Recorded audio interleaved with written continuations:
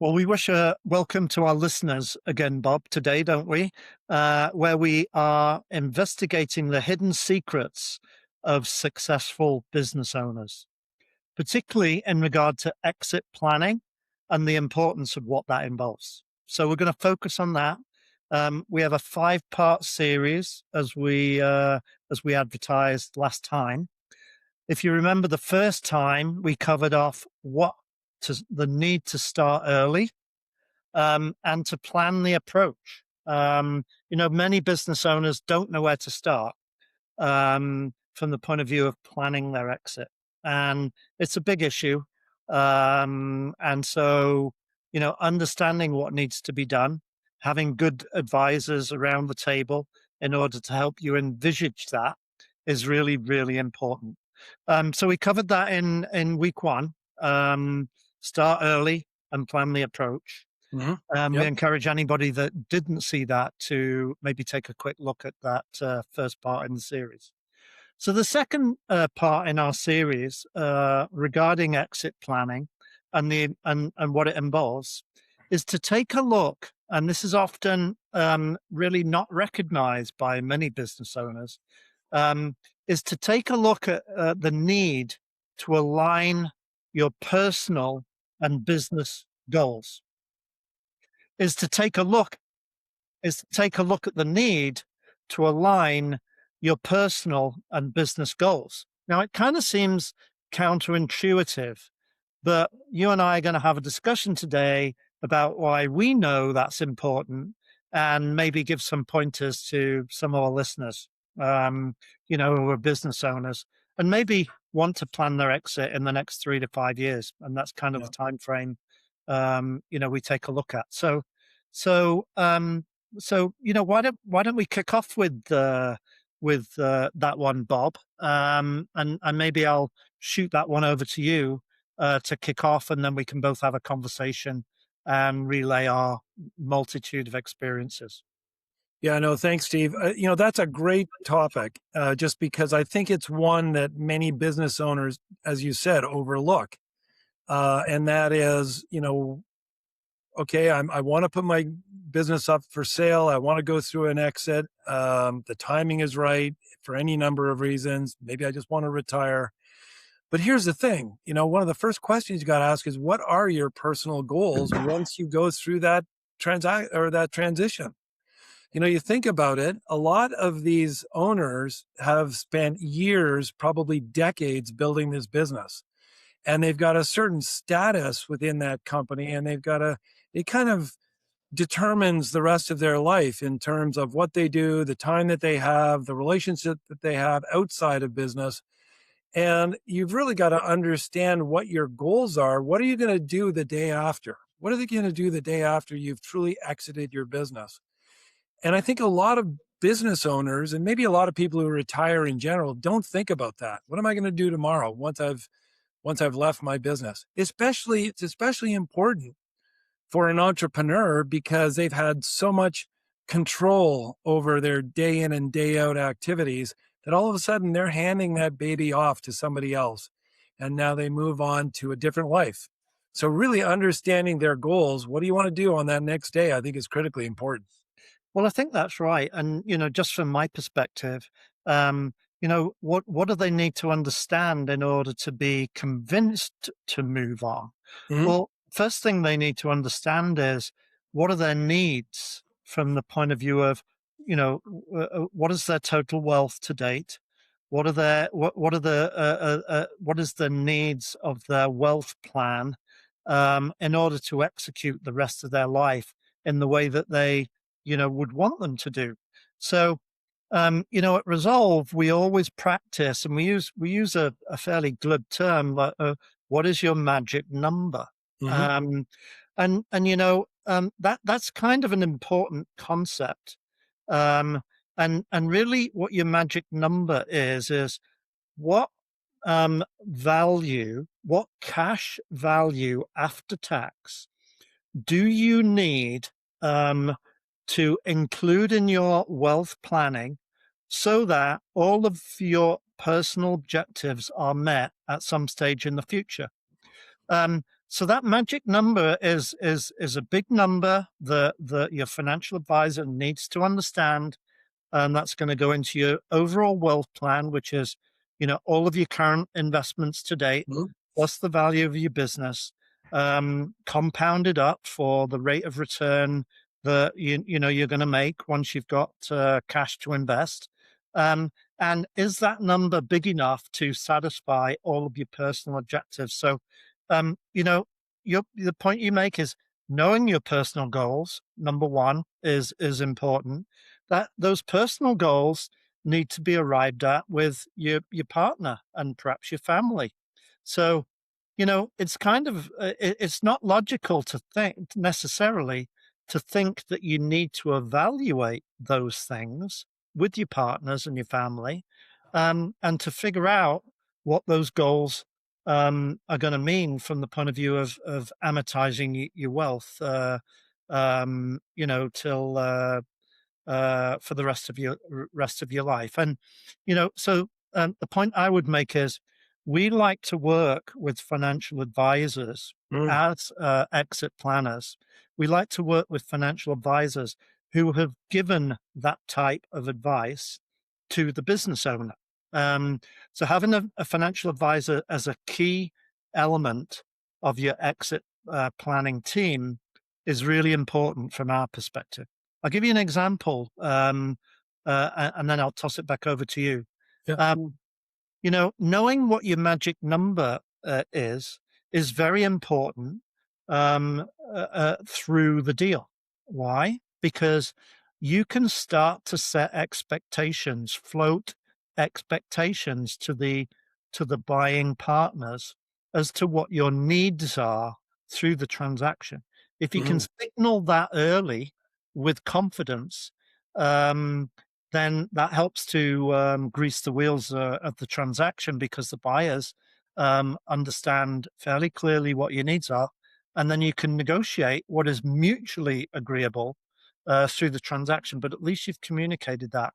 Um, Also, knowing your ultimate private number without necessarily giving the dollar number away, knowing that is going to help you negotiate and more importantly, to to resolve to say yes to an offer. I'll give you a quick example of that. Let's say your business is worth 20 million, and let's say that your needs from the transaction, according to your wealth plan, are 16 million. Okay, so in other words, there's headroom on what your wanted number is of about $4 million. Mhm. Now, Yeah. we would say that is a really important data point. Why? Because if you are offered through a competitive bid somewhere in between, say 17 million, for example, then here's the conundrum you have as a business owner. You would like to sell your business for 20 million, but the purchaser is not prepared to pay 20 million. It's not worth that much money to them. Right. However, your financial advisor would say you only need 16 million in my example. So we as advisors would be saying, well, it seems a very fair offer. We've been out to market. You've maybe got two or three bids. That's the best offer you've got. Yeah. And so you've tested the market, and the market is telling you they only believe your company is worth $17 million. The final thing we would say and remind them of is that 17 million should be a good number to them because of their wealth plan. So Right. why not say yes, even though it doesn't achieve what your want for the business is, because you've tested the market and you've achieved a number that is over your wealth plan. So knowing your magic number going in to the deal, having knowing full well that it can fully fund the rest of your life. It can fully fund some of the big goals that you've got. Might maybe be buying a cottage up in Muskoka, maybe buying a boat, something Mhm. like that. Maybe knowing that you can fund endowment plans for your kids or your grandkids and so on. If you know, having taken the advice from your financial advisor, that your wants and needs are taken care of, that's a really important and valuable piece of information through the transaction or exit planning process. Yeah. No, Steve, you bring up a couple of really good points. And one of them is you need to get involved with a financial advisor early in the process because you need to not only know what that number is, but you need to know how do you manage, your tax strategy, et cetera, to end up with that number? Using your example, if you get the $17 million and you haven't done, appropriate tax planning with your wealth advisor and you only end up with $14 million or $12 million, now you've missed the number, even though you thought, well, I sold my company for 17, I only needed 16. Well, again, you need to have a plan in place with your wealth advisor to number one, know what that magic number is and make sure that you've got a plan in place so that you end up with that magic number. So that's key. And that also speaks to something we talked about last time, in our previous podcast, and that was you need time to do these things. You don't do this a month before the transaction's, about to happen. You need time to plan. You need time to put the right structures in place, the right structures that will pass, the CRA or the IRS filters. And you need to, make sure that this is all in place before you launch into the exercise to put to go through the transaction. Well before, Bob. And you raise a super important point that, from a point of view of an exit plan, what's important is not the price that you're offered by a buyer through the transaction.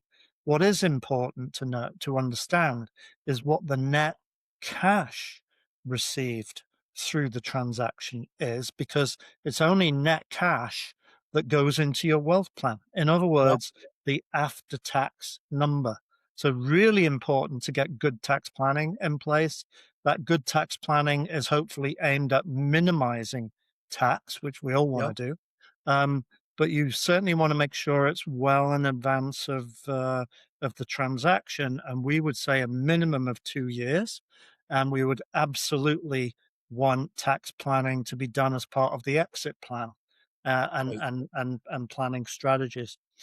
Bob, the other thing that's really important is, from my perspective at least, is the deal structure that you're offered um, in the transaction. There's two key elements to a transaction.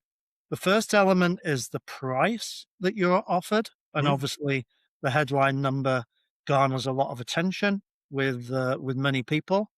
Um, but as important, and many transaction advisors would say this, is as important is the deal structure. I'll give you an example again with regard to our theoretical business owner and what his needs are. Um, Understanding your personal goals. Okay. Mhm. Um, the first thing to understand is, what is the cash flow needs that you have in order to fund your wealth plan. I'll give you a simple example. If you absolutely need the full transaction, the net cash transaction price um, coming out of the transaction, there's likely to be a fairly heavy discount because of your need for cash. That's number one. Number two, um, if you have a need for mostly cash, and that would be typical in a transaction, it's very typical to have an offer that has a holdback attached to it. Mhm. The holdback typically being a risk reduction measure for the buyer in order to make sure that there's nothing that comes out of the due diligence or the post transaction implementation that would cause a claim. Very typical to have an 8 to 12% holdback on the transaction. So Mhm. even a 90% cash offer is pretty much full value in cash. But here's the issue. Um, Many lower mid market deals or mid market deals will have deferred consideration attached to them. if you need cash from your transaction and there's a fairly heavy element of deferred consideration tied to the price you're being offered, then that's not going to achieve your personal goals. Yeah. There's going to be a payout period over anywhere from 12 months to 60 months. In other words, 1 to 5 years, typically. Yeah. And that's a risk reduction measure on behalf of the buyer, and that might be for all sorts of reasons. Um, but deal structure is something that business owners need to consider with regard to achieving their personal goals. So Yeah. that's a really important one, um, in addition to tax planning and ultimately knowing your magic number too. Yeah, no, exactly. And those that deal structure, can as you said, there's going to be a holdback, and it could be in the form of a vendor take back. It could be in the form of an earnout. It could be in the form of a number of different things. And here's the other thing, one of the things that you need to consider, or what a entrepreneur, or somebody looking to do a transition needs to consider, is what is the legacy that you're looking to leave. And as you know, very often entrepreneurs didn't build their company all by themselves. They've got managers and a management team and employees around them, who were instrumental in the success of the business. And now they're going through the transition as well. And sometimes people talk about, yeah, I really like to leave the company to my employees, or I'd like to leave a portion of it to my employees. Well, that's all part of deal structure, and you need to understand that going into a deal. If you want to be generous, or if you want to be, recognize, the inputs of your employees over that time and give them a piece of it. Well, that comes off the purchase price of the company, or it defers if it's an earnout, or if it's an employee ESOP of some sort. It delays you getting cash for the company. So it's all good, but just understand that you can't necessarily do the right thing for an employee, or, you know, uh, while at the same point get that magic number up front. So this all has to be weighed. It all has to be considered before you start the process of a transition. So that's so important, Bob. You raise a really important point. If you've got two or three key employees in the company, maybe some of them have been with you all the way, through to this point. You want to retain those employees through the transaction as a minimum. In an Mhm. ideal world, those employees need to be retained through at least a couple of years post transaction in order to carry the day with the new employer. So you're retaining key employees is often 5 to 10% of the sales price, depending on the size of Yeah. the business, and in terms of the net cash to the business owner that owns 100% of the company, obviously that is a key deduction um, from from the price implied by the deal. I want to Yeah. make another key point though about the interrelationship of personal um, and business goals. Let's say, for example, in my example earlier, um, let's say that your wealth plan suggests that you need $16 million, and you really want $20 million from the sale of your business. Um, let's say that going into in the middle of the exit plan. Let's say you're 2 years ahead of the timing of a transaction. And Hmm. let's say that the appraiser of your business a couple of years ahead, you're doing tax planning, but you probably want to know what the value of your business is today. Let's say, for example, that your business is worth $14 million today, and you really need it to be $16 million from a wealth planning point of view, Hmm. and you really want it to be $20 million from an aspirational point of view. Hmm. um, Aligning your personal and business goals. In other words, if your personal goals are that you need $16 million according to your financial advisor, but your business is only worth 14. So here's how that delta, in other words, the valuation gap, feeds into your business goals. In my example, you got 2 years to get to 16 million, or 2 years to get from 14 million to a $20 million valuation, if that's really what the goal is that you want to sell.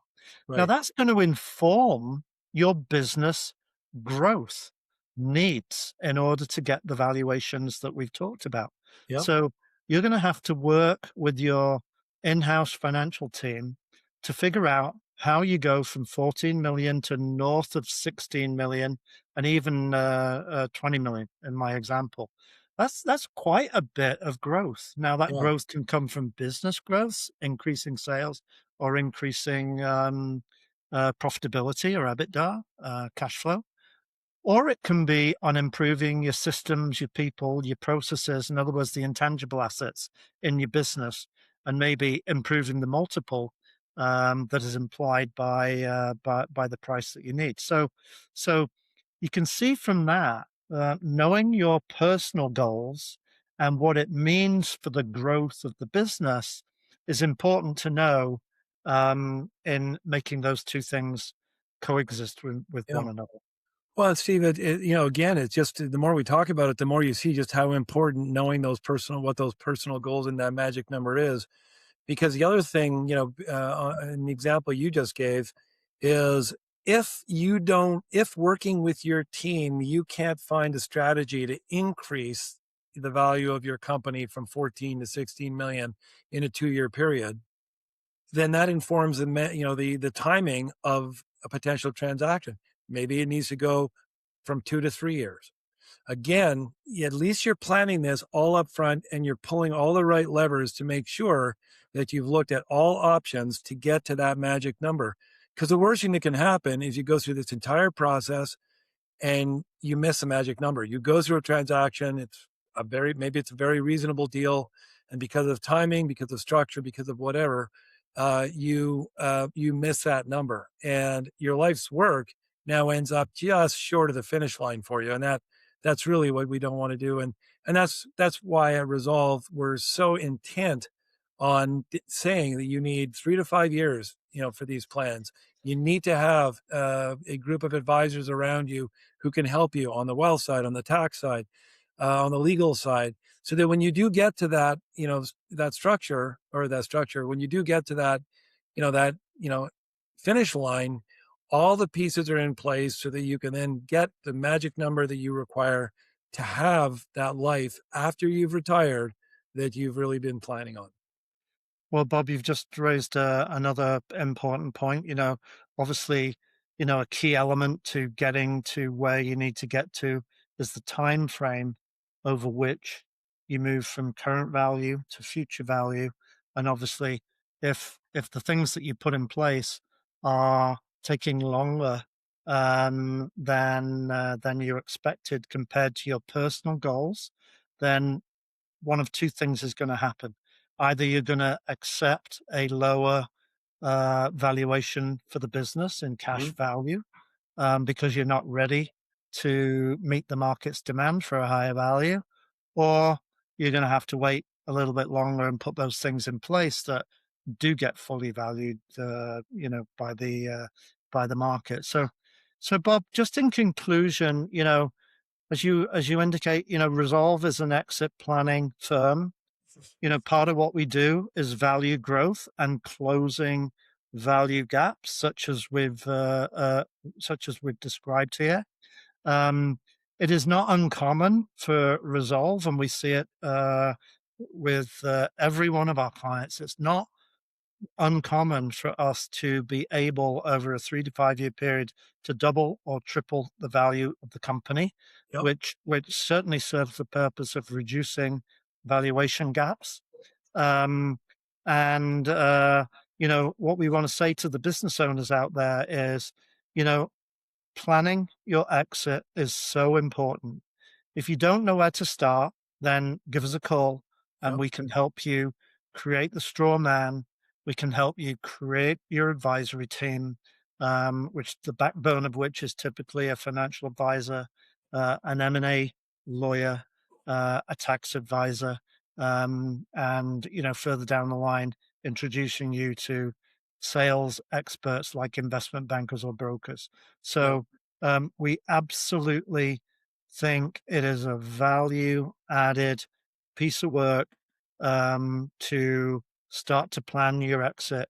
And we look forward to anybody out there that is a business owner that has a need. Please give us a call, either Bob or myself, and we're totally happy to expand on some of the points that we've made today. Yeah. And I think that's a great place to wrap it up. And I'd also encourage, any of our viewers to come and visit us again at our next podcast, because I can tell you, just in this conversation, I've got so many more questions that we have answers for that we want to share that with you, but not today. We'll share that with you in the next podcast. So join us again in the next couple of weeks, and we'll continue this conversation. And Bob, I'll just advertise the next element in our exit planning series. What we're going to focus on is understanding market dynamics and the positioning of your company. So tune in. We're going to be looking at that, and we look forward, to putting our experience on the line and helping out the business owners that have a need. Absolutely. Yep. Thanks, Steve. And thanks, everybody, for joining us. We'll see you the next time around.